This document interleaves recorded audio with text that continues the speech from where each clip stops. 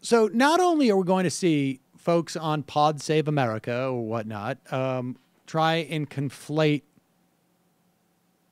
Medicare buy-ins with the Medicare for All bill that Bernie Sanders is promoting.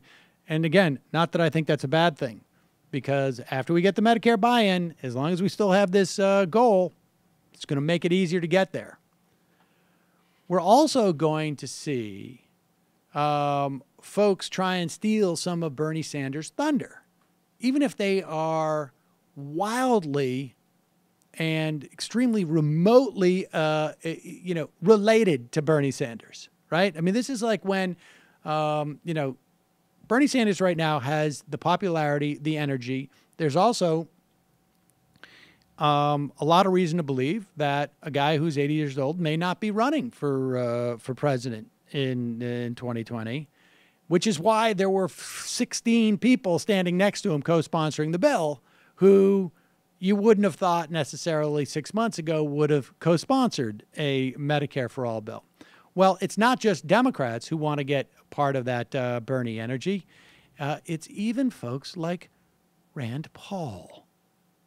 I don't get it why you guys want to give money to the middleman. In fact, I said the last time, I'm more with Bernie on this than I am with the members of my party who want to subsidize it. You want to buy people health care, buy them health care. Don't give money to the intermediary. Public money. Why would you give public money to a private company? We had no business doing that, and you're not fixing the problem. I promise you they'll be back for more. It is always that way. If you don't fix the problem, if fundamentally the individual market is unsound, the insurance companies will be back for more of your money. Okay. What's interesting here, there's a whole lot of lies packed into this, and a little bit of a kernel of truth.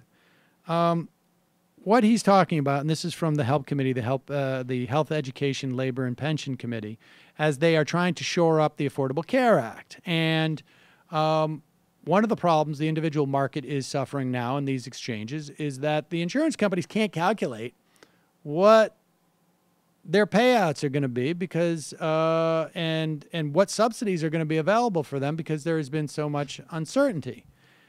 And there was a provision called the risk corridors, which basically said to insurance companies, look, you're going to, particularly in the first 2 or 3, 4 years, be subject to perhaps wild, extreme losses and perhaps some profits. Probably losses because you can't predict what your liability is going to be in insuring these groups of people. And so there was basically like, if your losses rise over a certain point, we will backstop that. We will cover that for you. And I suspect that's what they're debating there. But the broad concept that Rand Paul is talking about, first of all, the idea that public money doesn't go to private companies is almost an insane belief to hold. As Rand Paul gets up and walks out of the Senate where he's saying those words, that committee hearing, he will undoubtedly walk by someone who is contracted by the federal government to clean the halls, a private company. Now, so just that concept is just wrong. The idea that we don't, Medicare itself pays private businesses. So this is just wrong. He is being disingenuous here because he doesn't want the government to pay for people's health care, although he's on to something. It would be far, far more efficient for the government not to cut out the middleman. That's in fact the argument. Rand Paul has mistakenly, let's remember that when he was, I think, debating with Al Franken back, I don't know, when there were the debate as to repeal and replace was going on, Rand Paul said, like, what we should be doing is we should be increasing risk pools, because when you make a risk pool larger, you actually make the insurance more affordable. And so we should allow people to create as big a risk pool as possible. We should expand it over states. And then Frankenstein said, I think you're on to something.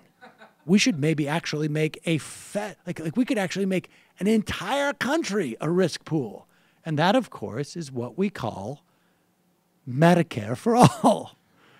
So Rand Paul, once again, tries to sort of walk this line between sort of a theoretical position that he holds without quite crossing the threshold into advocating what Bernie Sanders does. He's actually good at that, though, right? Like, he seems to do this quite a bit. I'll tell you how you become really good at that.